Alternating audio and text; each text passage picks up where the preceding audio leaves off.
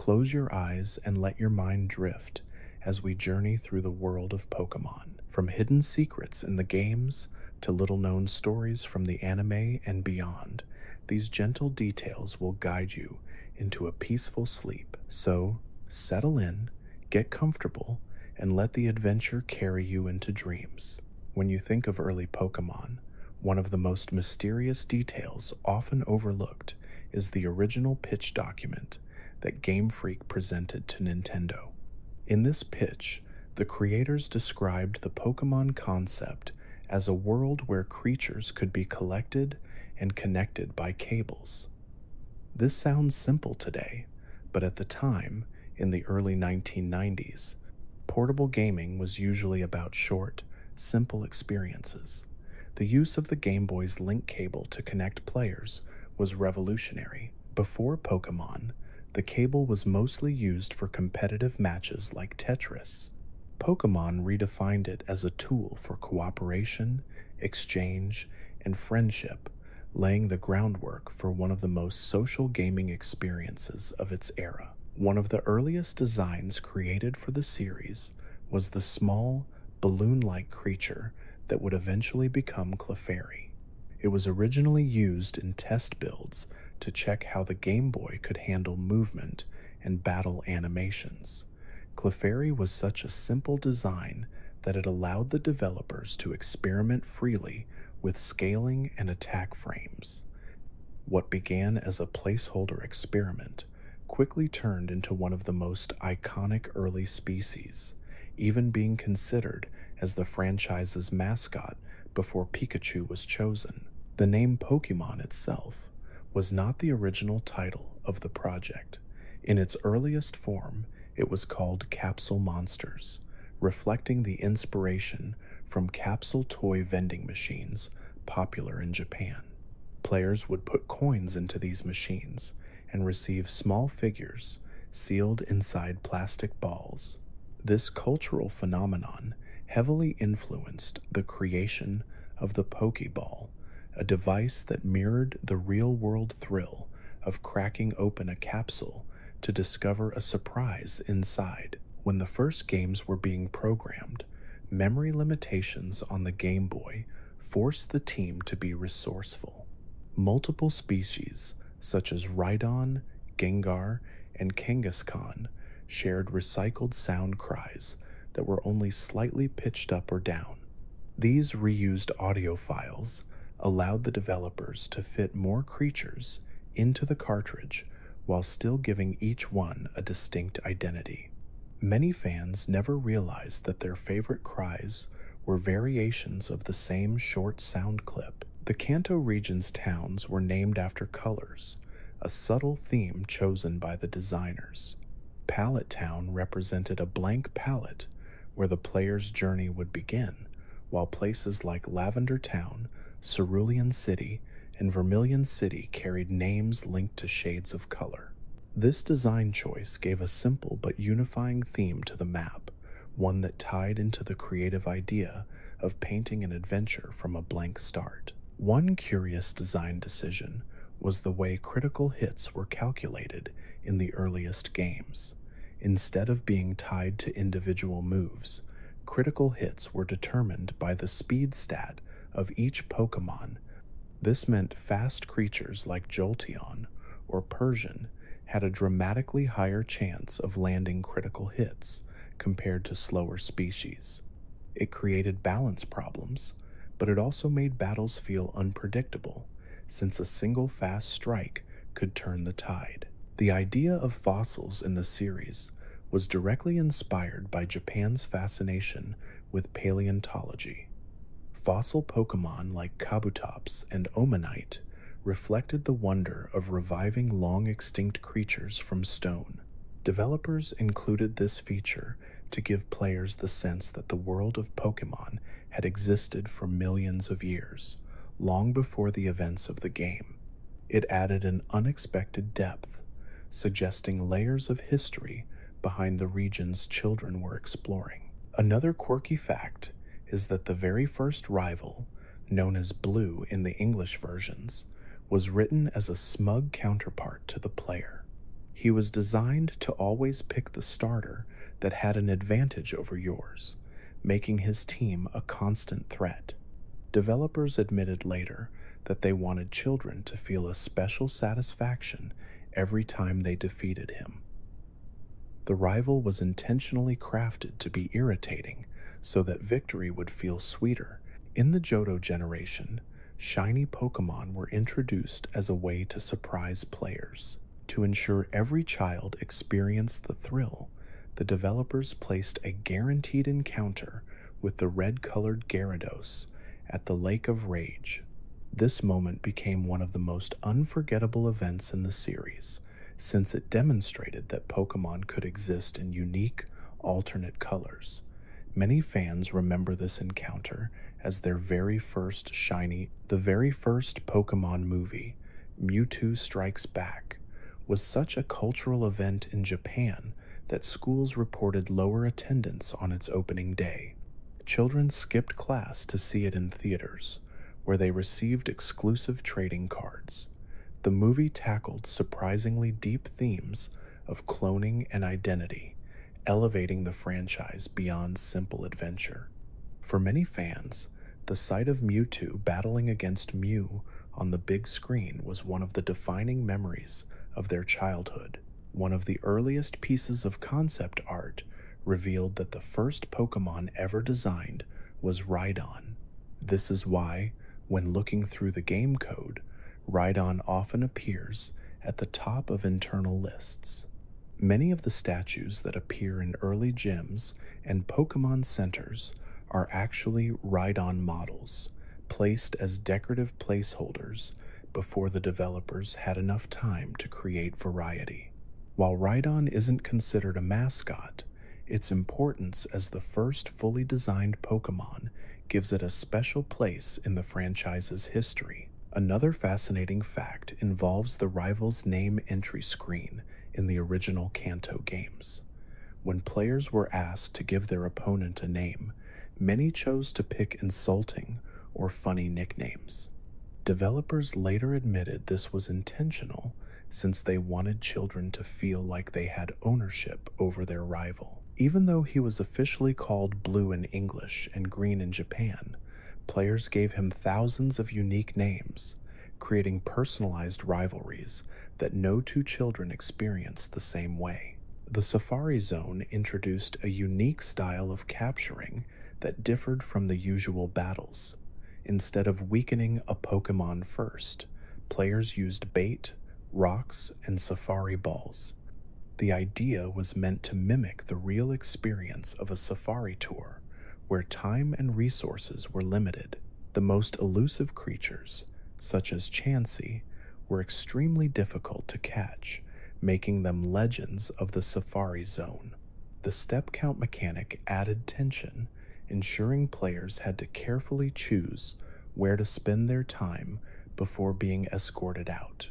Another overlooked feature in the original games was the prize money mechanic. When players lost battles, a portion of their money was taken and sent to their mother. While this seemed like just a quirky detail, it was intended to give defeats a silver lining. In the Johto games, this mechanic expanded, with the player's mom saving money to buy useful items such as decorations or potions. This made the player's family feel more active in the journey, adding warmth to the otherwise solitary adventure. The inclusion of Nurse Joy in every Pokémon Center came from feedback during early playtests. Children strongly associated her sprite with feelings of safety and kindness, so the developers decided she should remain a constant presence across every region.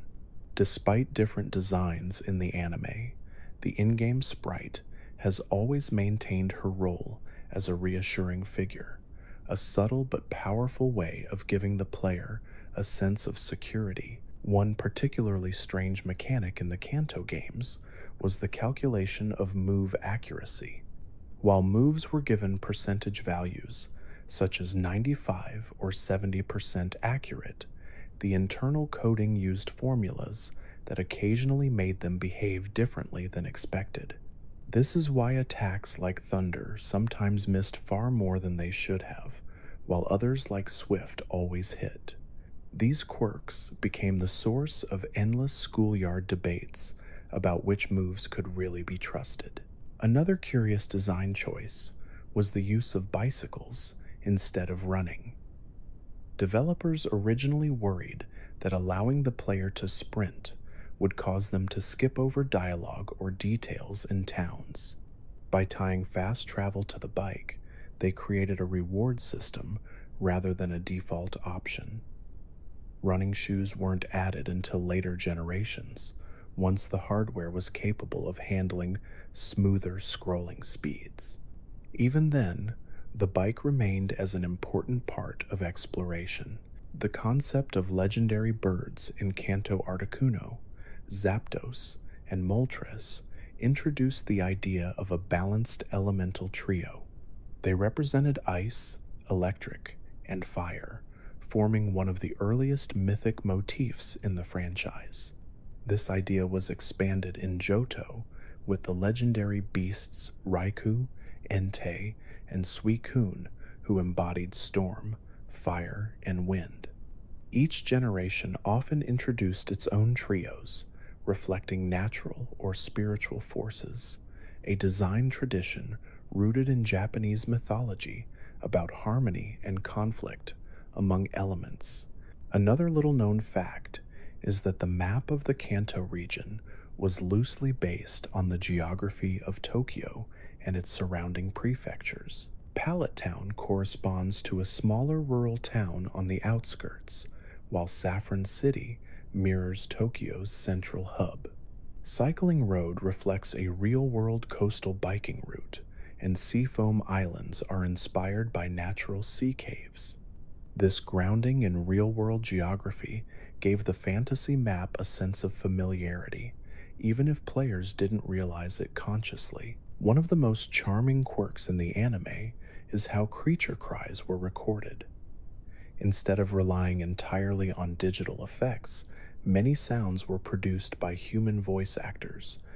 For example, Pikachu's voice actress, Ikue Otani, gave the mascot its iconic squeaks and calls.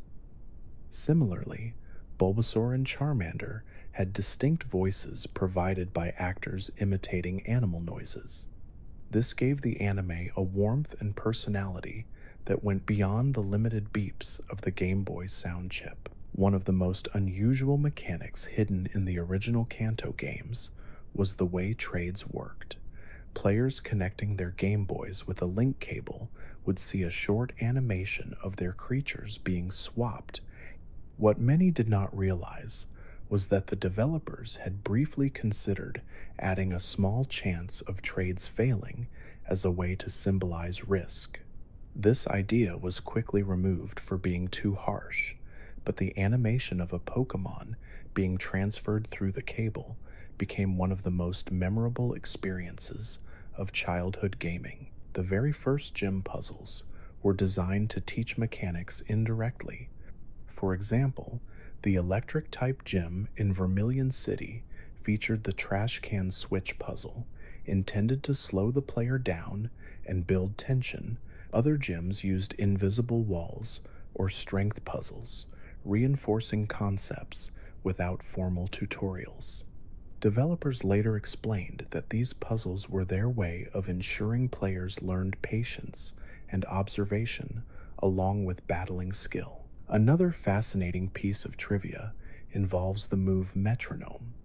This unpredictable attack was originally programmed as a test for animations, since it needed to be able to call on any other move. The developers thought it was amusing to give a single move the ability to pull from the entire library at random. Over time, metronome became a fan favorite because of its chaos, creating unforgettable moments where a weak Pokémon could suddenly unleash a devastating legendary attack. The idea of evolution stones was given cultural depth in early design notes. The Moonstone, for example, was modeled after real lunar rock samples that fascinated scientists during the 1960s space race. The leaf stone was drawn to resemble pressed plant patterns seen in Japanese art, while the firestone carried a gem-like glow. The intention was to make each stone feel like an ancient artifact with symbolic power, not just an item that triggered growth. A curious fact about the daycare system is that in Kanto, it was only a place to leave a Pokémon to gain levels slowly. In Johto, however, the daycare evolved into the full breeding system that introduced baby Pokémon like Pichu and Elekid. What many fans don't realize is that the caretakers were meant to symbolize the passing of generational wisdom, older figures who could nurture life in ways that young trainers could not. This theme of tradition and legacy echoed throughout the region. The infamous Lavender Town became the source of countless myths. Its somber tower, home to ghost-type Pokémon like Ghastly and Haunter, was paired with unsettling background music. The tune was composed using unusual musical scales, rarely heard in video games, giving the town an eerie and unforgettable atmosphere. This choice sparked urban legends among players, showing how powerful sound design could be in shaping emotional memories. The introduction of baby Pokémon in Johto was also part of a deliberate strategy to expand the franchise's appeal. Characters such as Igglybuff, Cleffa, and Togepi were designed to attract younger children and girls in particular. Their small, round designs were meant to feel nurturing and approachable, broadening the audience beyond the battle-focused gameplay. This helped Pokémon become not just a boys' game, but a global phenomenon that resonated with entire families. Another intriguing fact concerns the move self-destruct. In the original Kanto games, the coding behind the move actually doubled the user's base attack stat before calculating damage. This made self-destruct and its stronger counterpart, explosion, some of the most powerful moves in the game. Strategies often revolved around disposable Pokémon like Electrode, using the move to eliminate dangerous opponents. It was a high-risk, high-reward tactic that left lasting impressions in both casual and competitive play. The introduction of roaming legendaries in the Johto generation, such as Raikou, Entei, and Suicune, was a technical breakthrough. Instead of being fixed in one location, these Pokémon moved across the map based on hidden algorithms. Every time the player changed areas, the legendaries would relocate. This created the thrilling sensation of chasing living creatures across a wide landscape, making the world feel more alive than anything seen before on the Game Boy Color. One of the more charming facts about the anime is that it occasionally gave more depth to characters than the games themselves did. Gym leaders like Sabrina or Erica, who were only briefly encountered in Kanto, received entire episodes devoted to their backstories and personalities. For many fans, these portrayals became the true versions of the characters, blending the worlds of game and show into a single shared memory. One little-known detail from the early Kanto games involves the way gym battles were originally imagined. Instead of the player facing a fixed lineup of leaders, notes suggest that towns were once designed to connect in different ways, allowing for multiple paths through the gyms. Balancing this became too difficult, so the idea was scrapped. It would not be until Scarlet and Violet decades later that the dream of non-linear gyms would fully come true, reviving one of Game Freak's earliest ambitions. The creation of ghost-type Pokémon was heavily influenced by Japanese folklore. Spirits such as Ghastly, Haunter, and Gengar were drawn with mischievous grins and flickering outlines, directly inspired by yokai stories of wandering lanterns and shadow spirits. These cultural references gave ghost types an eerie presence that contrasted with the otherwise playful tone of the series, and it helped them become favorites among fans who who enjoyed darker themes. A fascinating fact about the internal coding of the Kanto games is that the chance of landing a critical hit was based on a Pokemon's speed stat rather than a flat percentage. This meant that fast creatures, such as Persian or Jolteon, were far more dangerous than their base power suggested. The system made quick opponents especially intimidating, which is why moves like Slash often seem to land critical hits almost every time. Another overlooked fact comes from the design of the daycare. In Kanto, the daycare was a simple leveling mechanic where a Pokemon left behind would slowly grow stronger.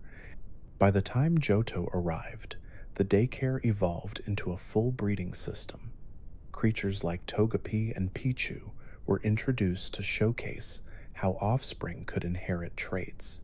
The caretakers themselves symbolized wisdom being passed down through generations, tying the mechanic to the region's overarching themes of tradition and legacy.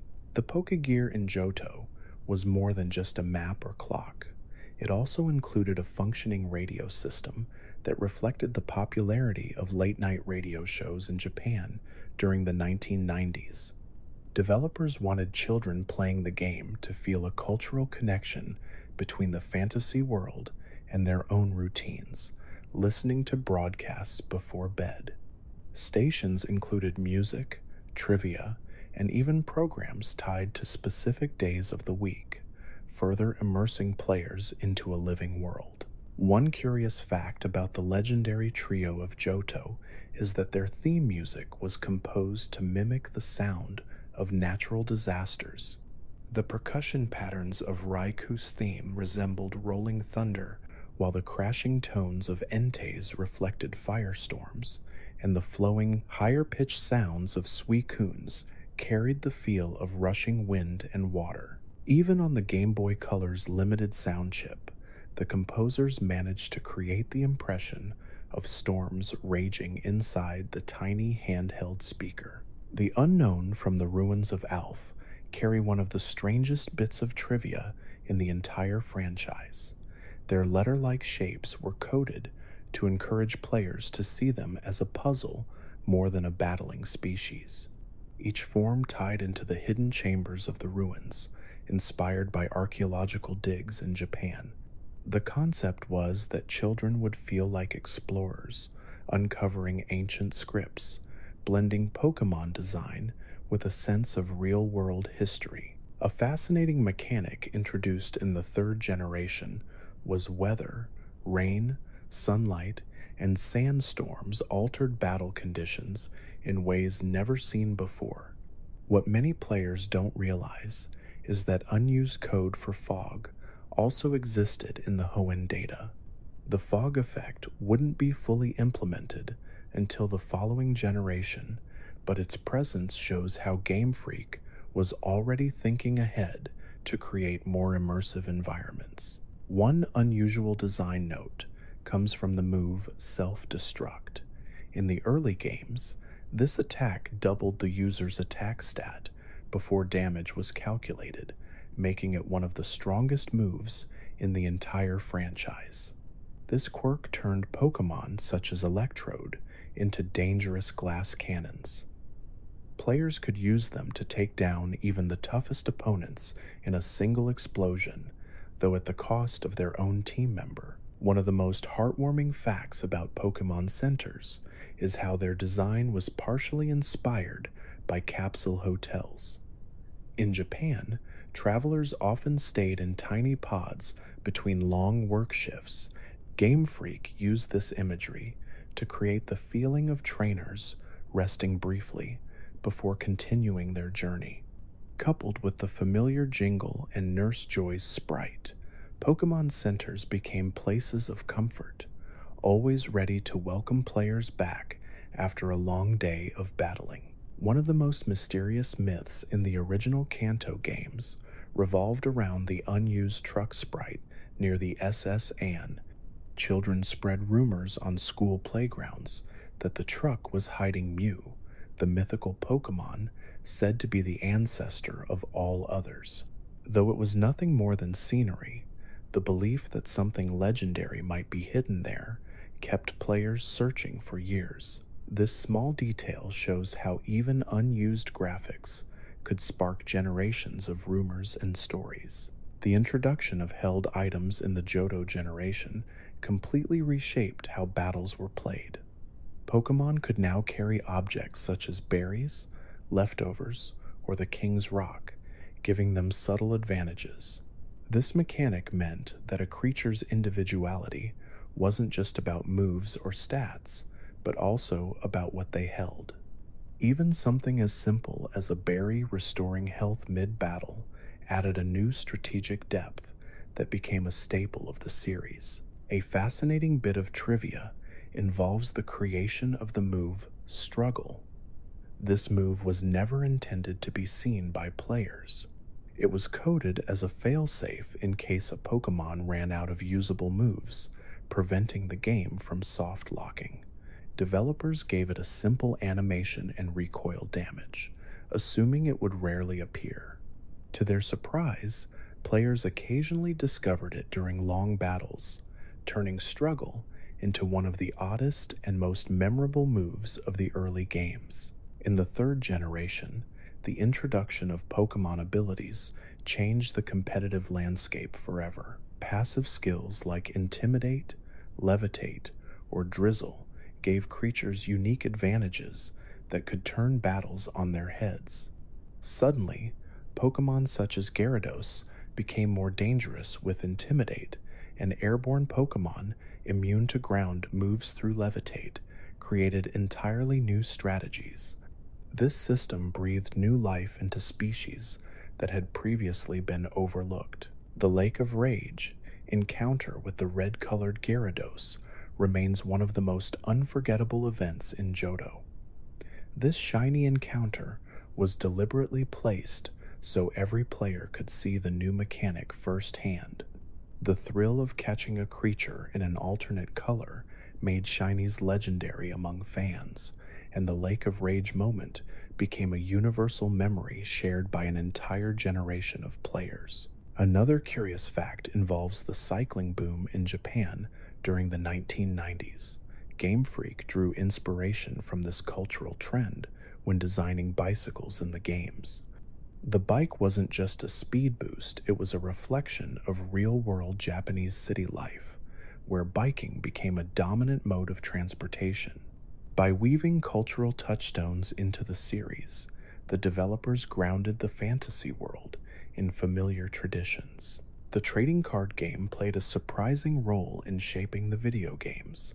Developers sometimes used the TCG to test out move ideas, typing interactions, and battle balance before programming them into cartridges.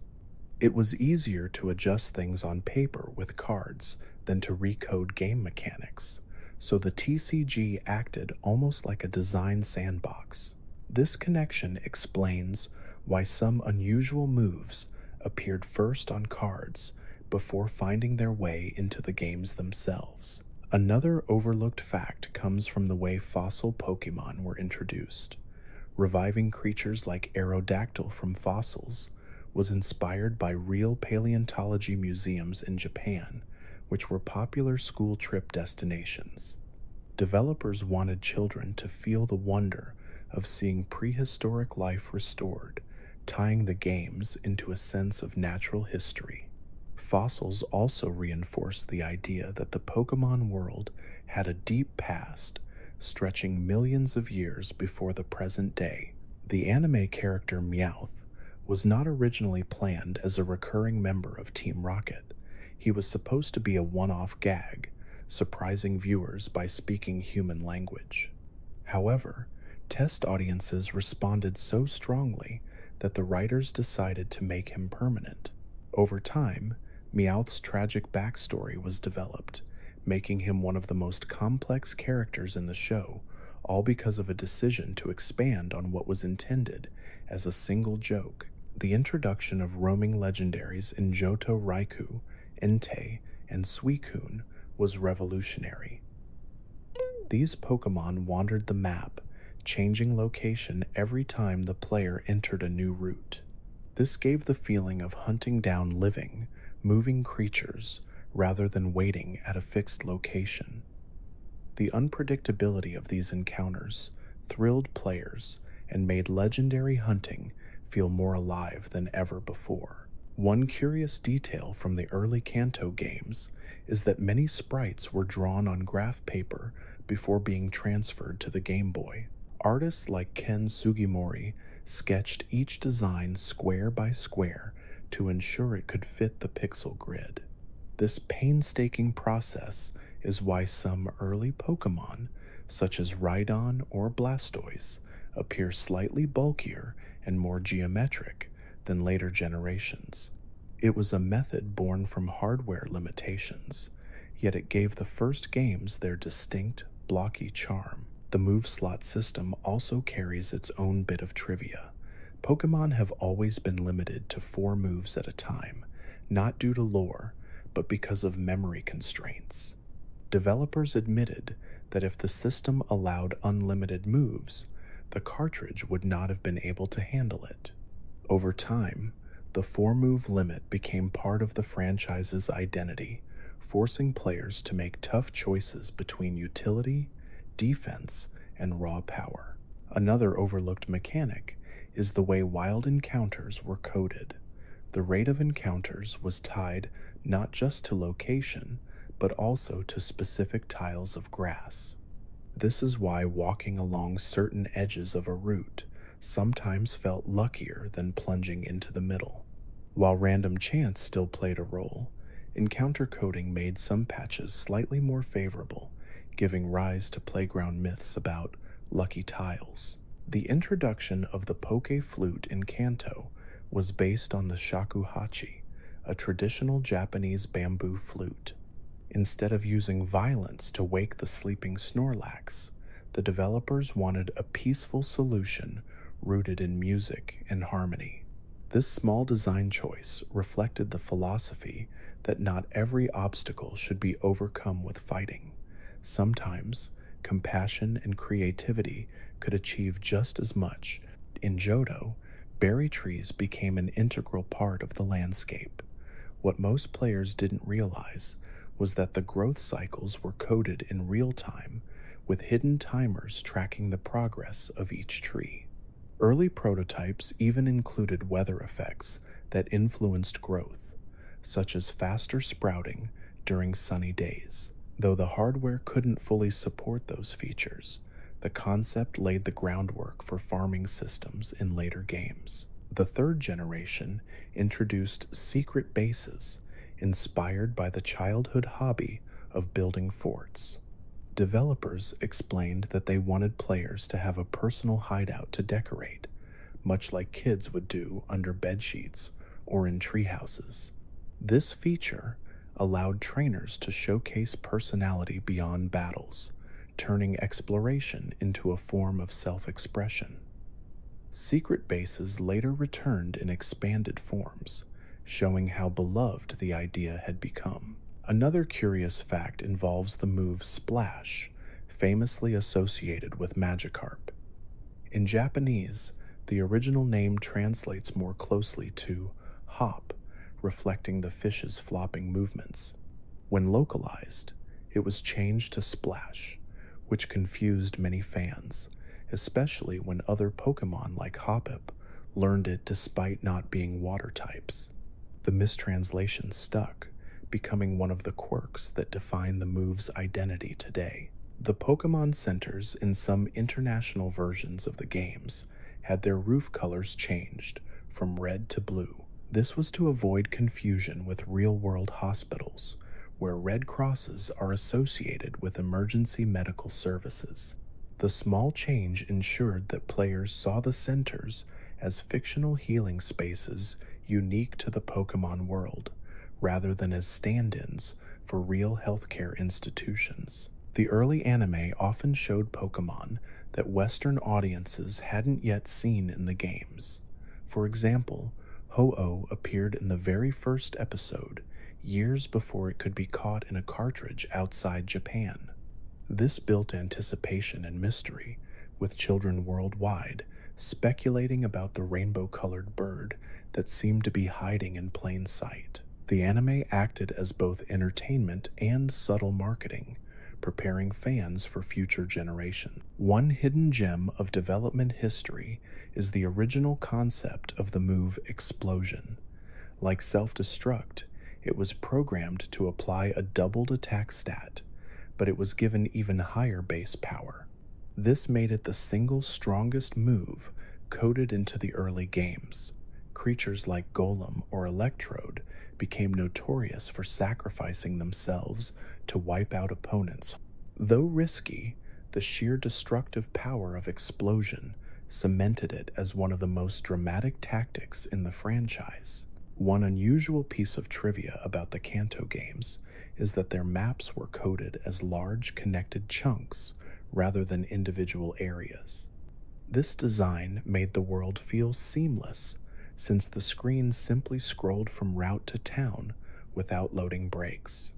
The drawback was that stepping slightly out of bounds could load unfinished sections, which is why so many famous glitches, like the MissingNo encounter on the coast of Cinnabar Island, were even possible.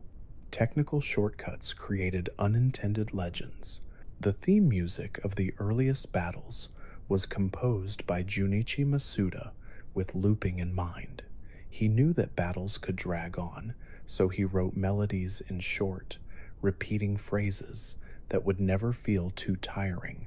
The clever use of rhythm and tempo gave the impression of variety, even when the same few notes played endlessly. This limitation of the Game Boy's sound channels turned into one of the most iconic soundscapes in gaming history. Another fascinating detail lies in the way rival characters were balanced. In Kanto, the rival always chose the starter that had an advantage over yours. In Joto, however, Silver was given a darker personality to reflect themes of redemption. His team often included creatures like Crobat, a symbol of growth and trust, since Crobat only evolves when it has a strong bond with its trainer. This was a deliberate storytelling decision, showing his shift from bitterness to maturity. The slot machine minigames in the game corners were modeled after Japan's pachinko parlors. While children saw them as light-hearted diversions, the resemblance to gambling sparked controversy overseas. Because of this, later versions of the games either removed slot machines entirely or replaced them with other features like Voltorb Flip. The game corner remains a nostalgic memory for older fans, but its disappearance highlights how cultural differences shaped Pokemon's evolution. One overlooked element of the breeding system was the introduction of gender differences in Johto. While many Pokemon appeared identical regardless of sex, some had subtle changes. For example, Pikachu gained a heart-shaped tail for its female form in later generations, and male Nidoking stood in contrast to female Nidoqueen. These distinctions added an extra layer of realism, reflecting natural variation within species. The idea of effort values, often called EVs by competitive players, was hidden deep within the games long before most children ever knew it existed. These invisible points determined how stats grew based on which opponents a Pokemon battled. A Zubat might grant speed points, while a Machop provided attack. Fans eventually uncovered the system through experimentation, turning casual training into a precise science. What started as an unseen mechanic became one of the most important aspects of competitive play. Another curious fact involves the early Pokemon cries. While many were created as short beeps and buzzes, certain legendary cries were inspired by real animal recordings. Developers experimented with mixing whale songs, bird calls, and even mechanical noises before compressing them into the Game Boy's limited audio. The result was cries like those of Articuno and Zapdos, which felt more alien and powerful compared to ordinary species. In the anime, one of the most surprising characters to gain depth was Team Rocket's Meowth. While intended to be a comic relief villain, the writers gave him a heartbreaking backstory about learning to walk and speak in order to impress another Meowth. This emotional layer turned him from a simple mascot for the villains into one of the franchise's most beloved characters. His presence proved that even comedic sidekicks could carry meaningful stories. The Pokédex numbering system also has its own unusual origin. Rather than being arranged by evolutionary families or lore, the numbers were determined by the order in which sprites were programmed into the game. This explains odd placements, such as related Pokémon being far apart in numbering. What was simply a matter of coding workflow became canon, preserved across every generation in the national dex. Another overlooked fact comes from the player's save files. Early cartridges only allowed a single save, forcing siblings and friends to share one adventure. This restriction led to countless arguments, but also created unique memories as players swapped turns, overwrote progress, or discovered each other's captured teams. What was a limitation of technology became a social phenomenon, remembered fondly as part of the charm of the first games. One curious detail about the Poké Balls is that their red and white design was directly inspired by capsule toy machines known as gachapon in Japan. The thrill of opening a small ball to see what was inside became the foundation of the capture system. The designers wanted children to feel the same sense of surprise when tossing a Poké Ball at a wild creature. Over time, new designs like the Ultra Ball and Master Ball added layers of strategy, but the original inspiration always remained rooted in Japanese toy culture. The item known as the Master Ball has its own fascinating story. In early design drafts, the developers considered limiting the cartridge to only one single Master Ball, with no possible way of obtaining others. This would have forced players to think very carefully about which Pokémon was truly worth it. While later games often gave opportunities to earn more, the mystique of the Master Ball never faded, and it continues to symbolize the ultimate chance at capturing something rare. In Johto, the introduction of friendship-based evolution was revolutionary. Creatures like Togepi and Eevee's new forms could evolve only when their bond with the trainer was high enough. This hidden mechanic encouraged players to travel with their companions, heal them often, and avoid letting them faint. It was a subtle lesson that kindness and loyalty mattered just as much as strength.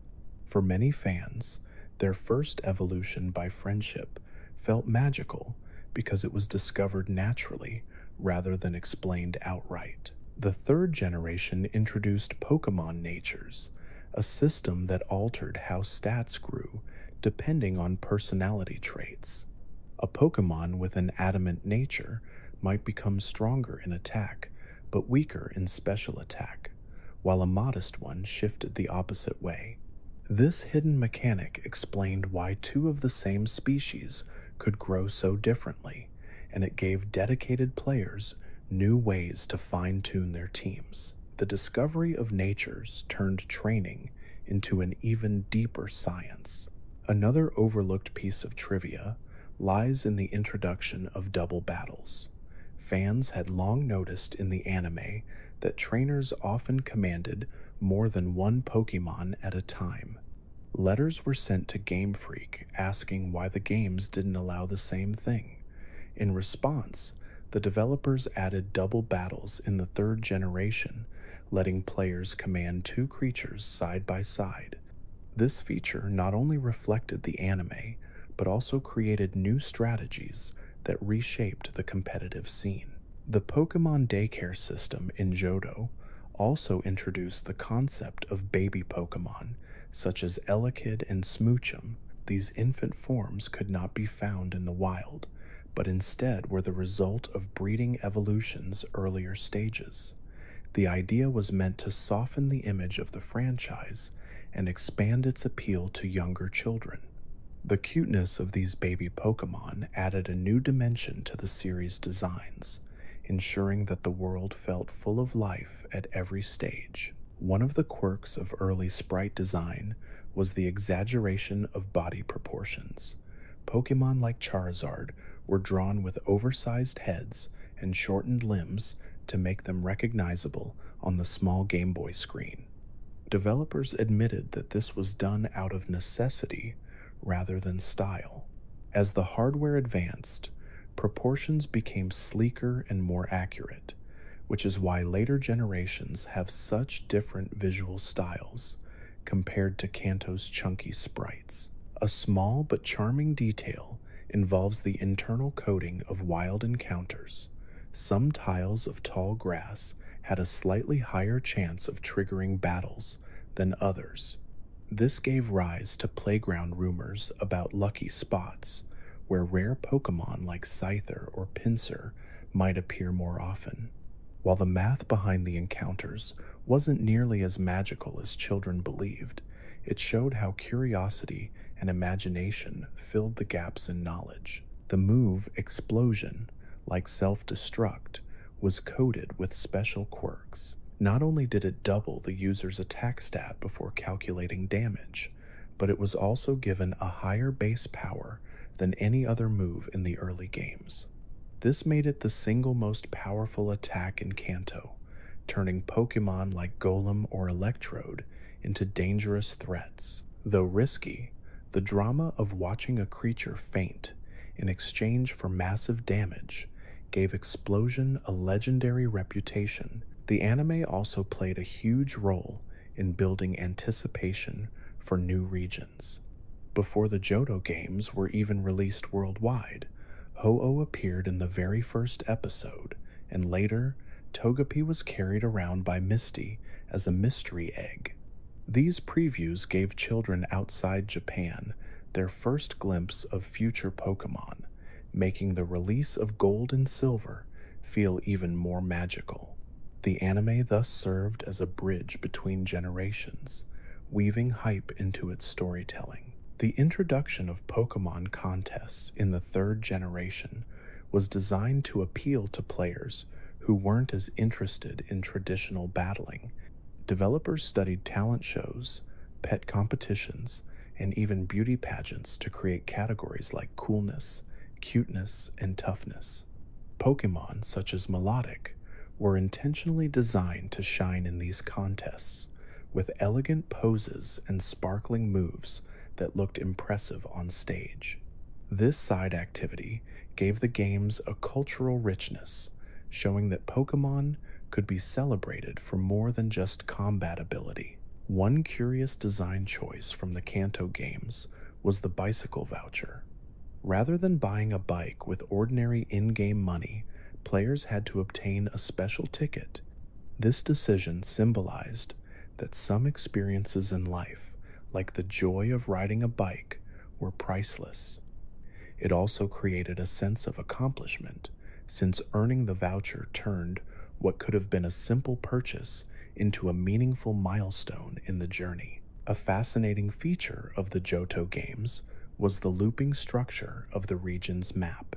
Starting in New Barktown, the adventure circled back around in a way that made the journey feel like it had come full circle. This mirrored the themes of renewal and legacy seen throughout the story, especially with the revival of Ho-Oh and Lugia in Ecruteak City. The circular map was a quiet but deliberate design choice that tied gameplay to narrative. Another overlooked feature is how Pokemon centers doubled as social landmarks. Each gym leader's town reflected local culture, and the centers were placed at their heart to reinforce a sense of community. In regions like Johto, the centers were also tied into Pokegear functions, with trainers calling to ask for rematches or share information. These touches helped create the feeling that the world was alive with people and routines, even outside of the main battles. The invention of shiny Pokemon was partially inspired by the developer's desire to surprise players who thought they had seen everything. The red Gyarados at the Lake of Rage guaranteed that every child would encounter one shiny, but wild shinies like Ponyta or Caterpie were left to pure chance. With odds of 1 in 8,192, stumbling across one felt like winning a lottery. The mechanic became one of the most beloved and frustrating parts of the series all at once. In the anime, filler episodes often gave spotlight to Pokémon that had not yet been released internationally. For example, Snubbull and Donphan appeared on television outside Japan before Western players could catch them in games. These sneak peeks built massive anticipation, making the release of each new region feel like a global event. The anime doubled as both entertainment and subtle marketing, weaving excitement into everyday broadcasts. One detail often overlooked is the way move categories were handled before the physical special split of the fourth generation.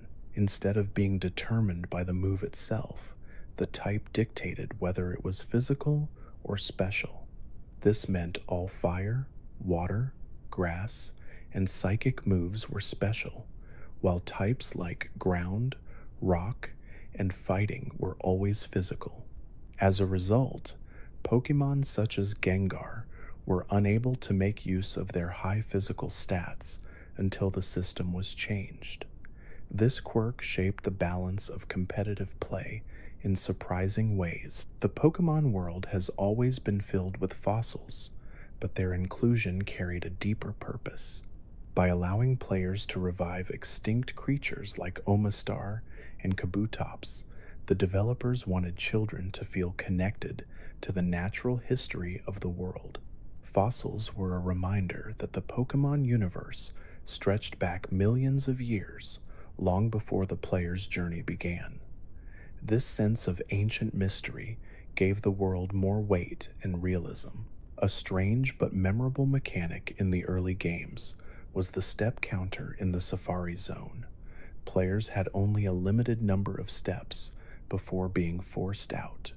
This mechanic was intended to simulate the feeling of being on a real safari tour, where exploration time was restricted. The tension of balancing where to walk and what to catch made the Safari Zone feel unlike any other area, especially when searching for rare Pokemon like Kangaskhan or Tauros. The trading card craze of the late 1990s was so intense that schools across North America and Europe began banning the cards. Teachers reported fights, thefts, and constant distractions tied to rare holographic cards like Charizard or Blastoise. Instead of hurting the franchise, these bans made the cards even more desirable, turning them into symbols of playground status. What was meant to stop chaos only fueled the mania further, cementing the TCG as a cultural juggernaut. One of the most charming bits of trivia about Kanto is how its caves were designed.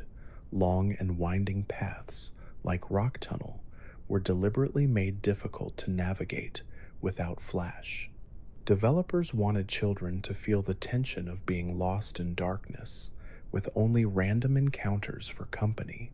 Emerging back into daylight created a sense of relief, teaching players to prepare before venturing into dangerous places.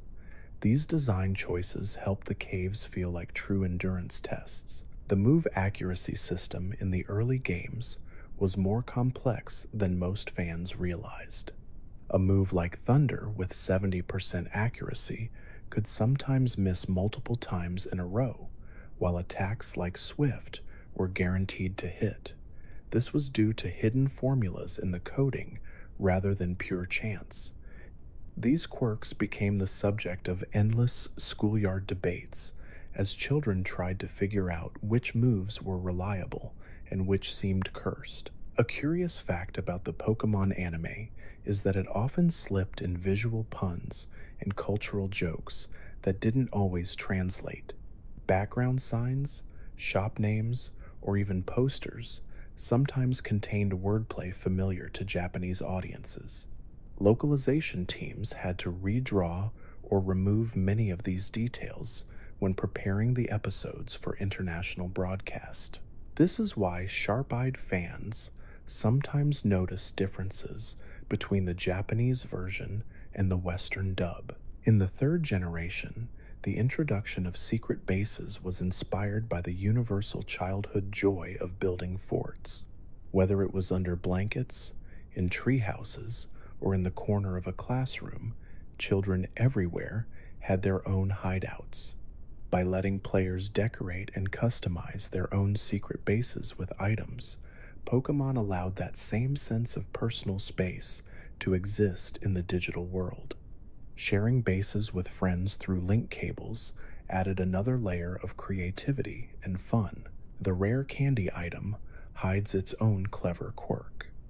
While it instantly raises a Pokemon's level, it does not apply the same hidden training values earned through battles. This means a team raised entirely on rare candies will be weaker than one trained in real battles. Developers admitted this was intentional, teaching players that shortcuts can come with drawbacks. It was a subtle life lesson woven into a simple item. A fascinating design decision in the Johto games was the introduction of roaming legendaries. Unlike static encounters, Raikou, Entei, and Suicune moved unpredictably around the map. Each time the player entered a new area, the game recalculated their locations, creating the sensation of chasing living beings across a vast region. This sense of unpredictability made the encounters feel more alive than any battle before. The cries of legendary Pokemon in the third generation carried extra effort from the sound team. Instead of relying solely on digital tones, they layered in real animal noises and mechanical effects. The result was cries for Pokemon such as Regirock and Wailord that sounded otherworldly, setting them apart from ordinary species. Even within the limited Game Boy Advance hardware, these sounds carried a sense of awe and alien mystery. One overlooked fact about the anime is how quickly the Western dub had to be produced. Episodes were sometimes localized and aired just weeks after their Japanese debut. Translators occasionally improvised dialogue or jokes to meet deadlines, creating humor that never existed in the original script. These changes gave the Western version a unique flavor, with many fans remembering the quirky dub lines as fondly as the original story. The design of certain steel types in Johto, such as Steelix and Skarmory, was inspired by Japan's industrial fascination in the 1990s. The mix of organic and mechanical features reflected the balance between tradition and modernization. These metallic Pokemon symbolized progress and technology, contrasting with the spiritual legends of Ho-Oh and Lugia that represented the region's ancient side. This blend of old and new became one of Johto's defining themes. Another fascinating feature was the introduction of wireless trading on the Game Boy Advance.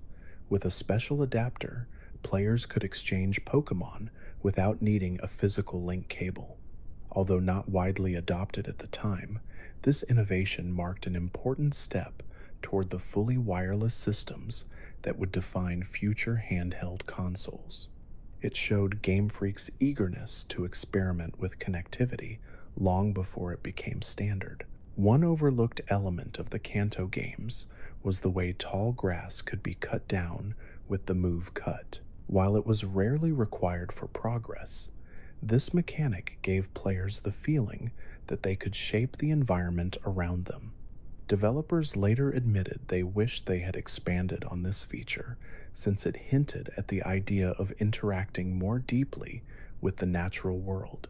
In later generations, this concept returned in new forms, such as hidden grottos and environmental puzzles. The first Pokemon ever created was not Pikachu or Charizard, but Rhydon. Game Freak used it to test how movement, stats, and battle mechanics would function on the Game Boy. This explains why Rhydon statues appear in early gyms and centers. They were simply reused assets from development. Though often overlooked, Rhydon stands as a cornerstone of Pokemon's creation, shaping the series from the very beginning. A particularly strange mechanic in Kanto was the way experience points were shared before the modern EXP share existed. Early versions used an item called the EXP, all, which split experience evenly across the entire party, regardless of whether they battled.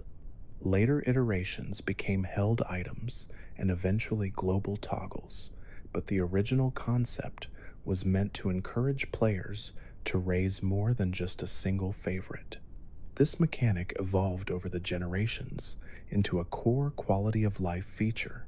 The anime's success overseas in the late 1990s was so overwhelming that some television stations had to change their schedules. Children skipped school to watch morning broadcasts, prompting networks to move episodes into afternoon slots. The craze grew so strong that even non-fans became aware of Pikachu, making it one of the most recognizable characters in the world. This cultural wave helped Pokémon become more than a game. It became a global phenomenon. Another quirky piece of trivia is tied to the naming of the regions. Kanto was named as a nod to the real Kanto region of Japan, while Joto means castle tower, symbolizing tradition and heritage. Hoenn was based on Kyushu, an island in southern Japan. Each name carried cultural weight, grounding the fantasy settings in real-world geography while still leaving room for myth and imagination. The move Splash, famous for its association with Magikarp, has long been misunderstood. While the English translation suggests a water-based attack, the Japanese original translates more closely to hop. This is why non-water Pokémon, such as Hoppip, can learn it. What started as a mistranslation became one of the most recognizable jokes in the series, a reminder of how small localization quirks can change a game's legacy. The Pokémon movies also hold fascinating cultural significance. The release of Pokémon, the first movie in 1998, led to schools reporting unusually low attendance on opening day. Children rushed to theaters to watch Mewtwo and Mew clash on the big screen. The film tackled surprisingly deep themes of cloning and identity, elevating the franchise beyond simple entertainment. It proved that Pokémon could resonate emotionally across generations. The unknown of Johto were one of the strangest Pokémon ever introduced.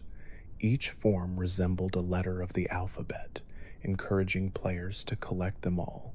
The ruins of Alph, where they were found, were inspired by real-world archaeological digs. Developers wanted players to feel like explorers uncovering ancient mysteries.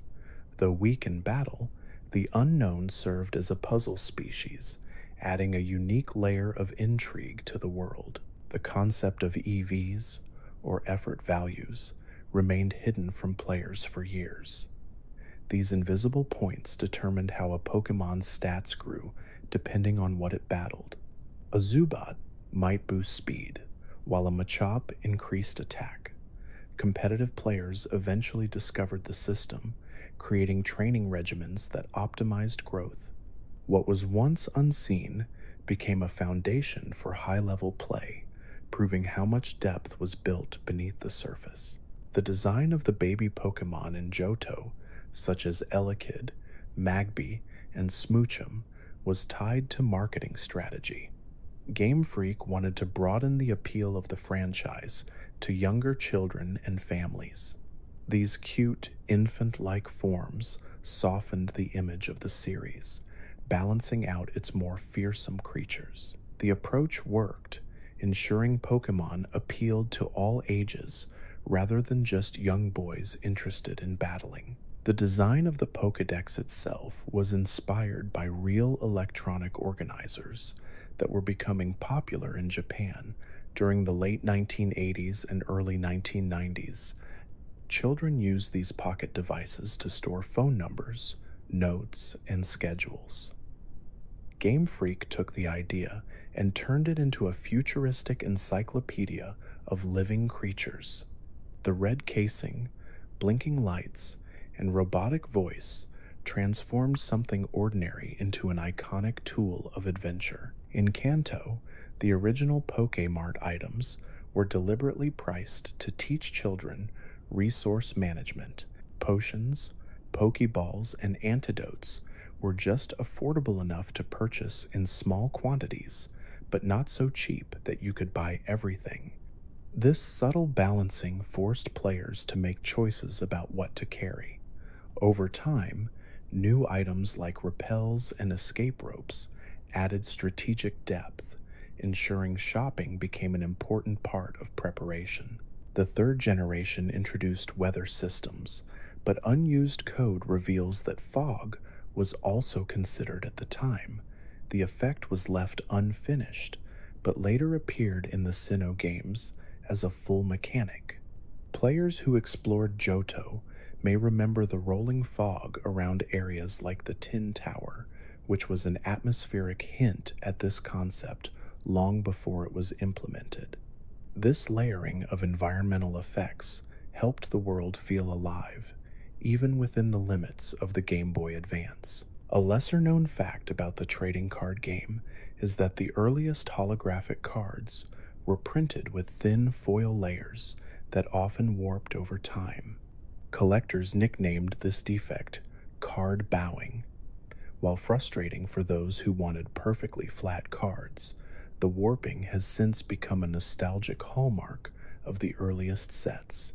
It serves as a reminder of how experimental the printing process was during the peak of the card craze. The Pokémon anime almost took a very different approach in its earliest planning. Instead of following one boy's long journey, it was originally envisioned as an anthology series where each episode focused on a different trainer in the world. Producers ultimately chose to stick with Ash and Pikachu, believing that children would form a stronger connection with recurring characters. While the anthology concept was abandoned, it resurfaced occasionally in side stories and special episodes. One overlooked mechanic from Kanto is how gym leaders were programmed to use items in battle. Unlike wild Pokémon, opponents like Brock or Misty could pull potions from their inventory mid-fight. This subtle detail made them feel more like real trainers, mirroring the strategies a player might use. It was one of the earliest attempts to make battles feel dynamic and personal, showing that gym leaders weren't just static obstacles, but actual competitors. The concept of fossils returned in every generation, but their introduction was tied to a deeper theme. By reviving extinct species, such as Aerodactyl or Kabutops, players were reminded of the passage of time in the Pokémon world.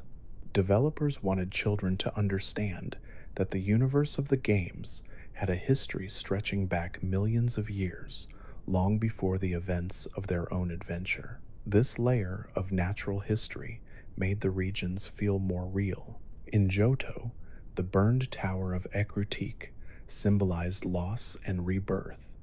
The tower once stood alongside the Tin Tower, home of Ho-Oh, until it was destroyed by fire. Out of the ashes, Ho-Oh revived 3 fallen Pokémon into the legendary beasts Raikou, Entei, and Suicune. This moment tied mythology, environment, and story together, giving the region a depth of lore that made it stand out from Kanto's more straightforward adventure. One overlooked fact about the Game Boy cartridges is how much data compression was required to make the games fit. Entire towns often shared the same building tiles, with only colors swapped to create variety. Many Pokemon cries were also recycled, with pitches adjusted to save memory. This clever reuse of assets allowed over 150 creatures to exist on a cartridge that held less than 1 megabyte of space. It was a triumph of programming efficiency. The Pokemon anime dub outside Japan became famous for its quick turnaround. Because episodes had to air just weeks after their original broadcast, translators often improvised lines to meet deadlines. Some jokes and phrases in the English version were never present in the Japanese script at all.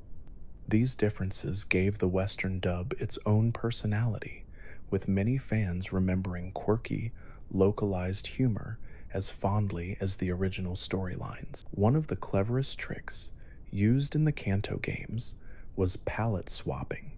Because the Game Boy could not store as many unique sprites as the developers wanted, certain Pokemon were drawn with the same body base but recolored or slightly altered. This is why creatures like Poliwag and Poliwhirl share similar shapes, and why Rattata and Pikachu both look rounder in their early forms. What seemed like artistic style was really a necessity of memory conservation, giving the first generation its unique look. The introduction of gender differences in Johto added realism to the Pokemon world. While most species looked identical, regardless of sex, some had subtle variations, such as female Pikachu with a heart-shaped tail, introduced later. The developers included this mechanic to reflect natural diversity, making the world feel more alive. Gender also tied directly into the breeding system, laying the foundation for entire mechanics that would shape future generations. Another fascinating detail comes from the move Metronome, known for its chaotic randomness. In the anime, Clefairy was often shown using Metronome to create humorous or unexpected results.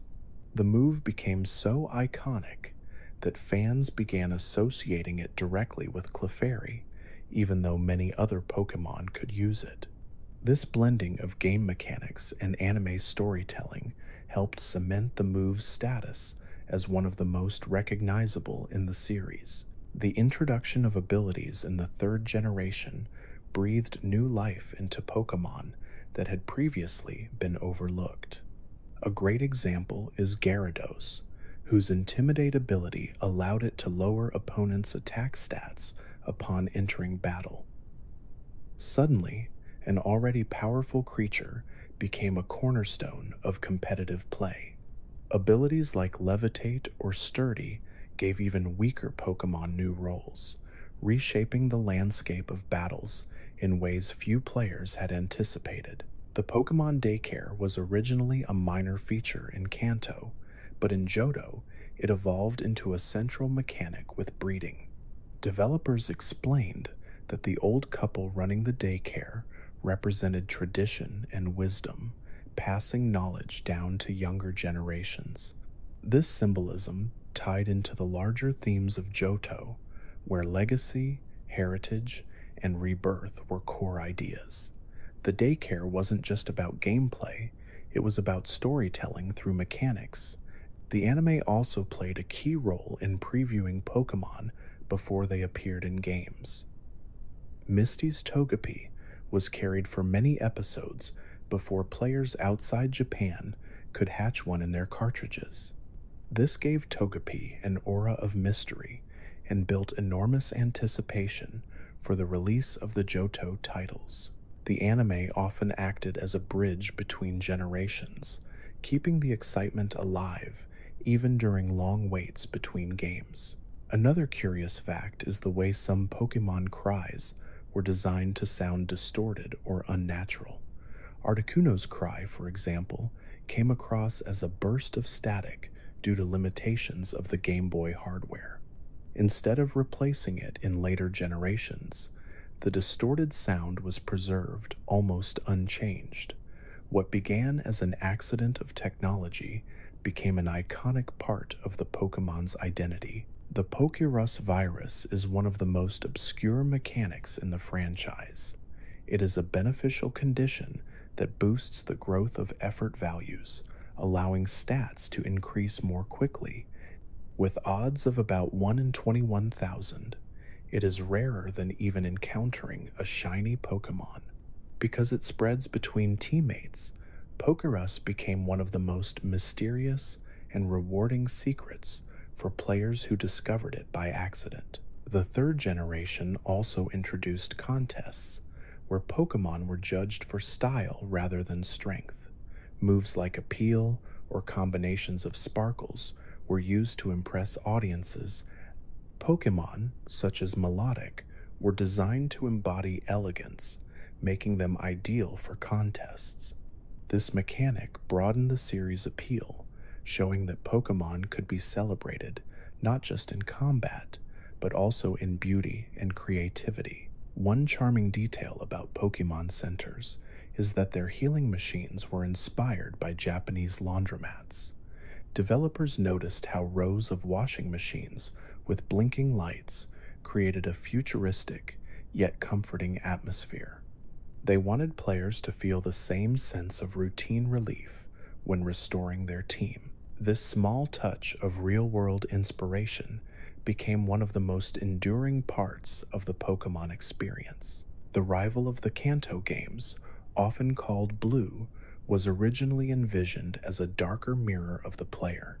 Early notes suggest that his personality was written to be cocky and abrasive on purpose, so that defeating him would feel more rewarding. His team was always designed to counter the player's starter choice, ensuring each battle carried weight. Later rivals in Johto and beyond softened in tone, but the smug rival archetype set the template for years to come. In the earliest stages of development, Game Freak considered making the protagonist an older teenager or even a young adult explorer. Concept art showed a character more like a wandering adventurer than a child. The decision was later changed so that the hero would be about 10 years old, mirroring the age of the target audience. This allowed children to project themselves into the story, making the adventure more personal and relatable. One little-known fact about the Kanto world is that its towns were all named after colors. Pallet Town represented a blank canvas, while cerulean, vermilion, and lavender all tied into shades of paint. This thematic choice emphasized creativity and imagination, suggesting that each journey was like painting one's own story. Later regions would adopt similar naming themes, such as flowers or jewels, but the original color palette remains iconic. The move Self-Destruct was more than just a high-powered attack. In the early coding, it doubled the user's attack stat before calculating damage, which is why it hit so hard. Pokemon like Electrode and Golem became notorious for this tactic, able to wipe out even bulky opponents at the cost of their own survival. While later games adjusted its strength, Self-Destruct left its mark as one of the most dramatic moves in the franchise. In Johto, the region's mythology was deeply tied to the burned tower. When fire consumed the structure, Ho-Oh revived 3 fallen Pokémon, giving birth to Raikou, Entei, and Suicune. This story blended natural disaster, loss, and renewal, showing how myth and gameplay could be connected. The symbolism of rebirth reflected the overarching theme of Johto, contrasting with Kanto's simpler focus on exploration and adventure. Another interesting cultural detail comes from the Pokémon Center's roof colors. While red roofs were the standard in Japan, international versions of the games sometimes changed them to blue. This was to avoid confusion with real-world medical symbols, ensuring that players saw Pokémon centers as fictional healing spaces. The variation created a small but memorable difference between regions. The third generation introduced abilities, but one of the most overlooked was Sturdy. In the early games, Sturdy only prevented one-hit knockout moves like fissure or guillotine from working. Later, it was reworked to allow a Pokemon to survive any hit from full health. This small change turned fragile creatures like Geodude or Magnemite into surprisingly resilient partners, showing how balance adjustments could completely change how an ability was used. The Pokemon anime also carried its own quirks in localization. Some background jokes and cultural references in Japanese episodes were altered or removed when translated. For example, signs in shops or posters often contained wordplay that did not carry over into English. The need to redraw backgrounds created subtle differences, making international versions their own unique experience for fans. Another overlooked feature from the Kanto games was the single save file limitation. Cartridges could only store one adventure at a time, which meant siblings often had to share. This led to many childhood memories of progress being accidentally overwritten or arguments about whose turn it was to play. While frustrating at the time, this limitation became part of the shared nostalgia that defined the early days of the franchise. The introduction of running shoes in later generations marked a shift in pacing. In Kanto and Johto, faster travel was limited to bicycles, but by the third generation, developers realized that walking felt too slow for modern players. Running shoes balanced this by offering speed without immediately granting access to the bike. It was a simple quality of life improvement, but it symbolized how the series evolved to meet player expectations over time. The design of the Elite Four was not always set in stone. Early drafts for the Kanto games suggested that the final challenge would be a massive dungeon where each chamber tested different skills like strategy, endurance, or strength. Feedback from playtests convinced developers to split this into 4 distinct trainers instead, each with their own specialty. This decision created a tradition that carried through nearly every region, making the Elite Four one of the most iconic elements of the franchise. The caves of Kanto, such as Mount Moon, were also designed as endurance trials. Developers wanted to test whether players had prepared properly with repels, healing items, and escape ropes. Random encounters in the dark could be frustrating, but emerging from the cave into open skies created a feeling of accomplishment. These tough areas were not just obstacles but teaching tools, reinforcing patience and resource management. A charming detail about the Pokemon centers is their healing jingle. The short melody that plays when a team is restored became so iconic that later generations kept it with only slight variations. Junichi Masuda has said the tune was deliberately written to be simple and comforting so players would feel a sense of relief every time they heard it. This musical touch turned a small routine action into one of the most recognizable sounds in gaming. The introduction of shiny Pokemon in Johto led to years of speculation about hidden odds. With a chance of only 1 in 8,192, many players never saw one naturally. To make sure everyone experienced the feature, the developers included the red Gyarados at the Lake of Rage. This ensured that shinies became part of the collective memory, even for those who never stumbled across one in the wild. Another overlooked detail is how the game cartridges managed to store so much content. The Kanto games fit more than 150 Pokemon, dozens of towns, and countless battle systems into less than 1 megabyte.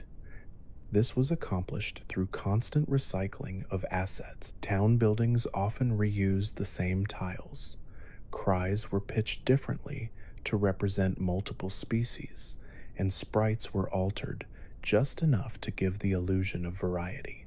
It was a triumph of creative programming. The Pokemon anime gave many gym leaders more personality than the games alone.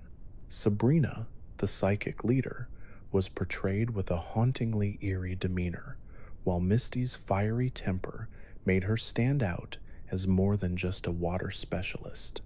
These expansions helped children connect with characters on a deeper level, blending the worlds of television and games into one continuous experience. One of the most famous glitches in the series, known as MissingNo, was never supposed to appear at all. It was simply a placeholder for empty data slots, but players discovered it while surfing along the coast near Cinnabar Island. Interacting with MissingNo could duplicate items in a player's bag, turning it into one of the most discussed playground secrets of the 1990s.